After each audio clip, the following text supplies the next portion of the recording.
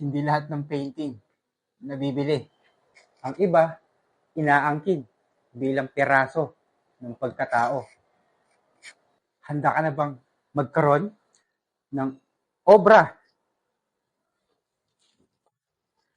sa tahanan mo?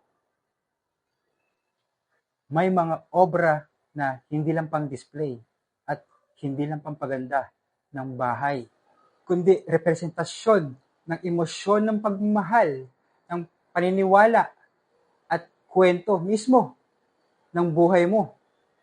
Kaya ang tanong, hindi lang dapat maganda ba ito, kundi ito ba ang obra na magsasalita para sa akin kapag may bisita sa tahanan ko? Kung handa ka nang magkaroon ng obra na hindi lang pag-aari mo, kundi bahagi ng buhay mo, bukas ang aming gallery para tulungan kang mahanap ang obra na magiging bahagi ng buhay mo. Hanggang sa muli.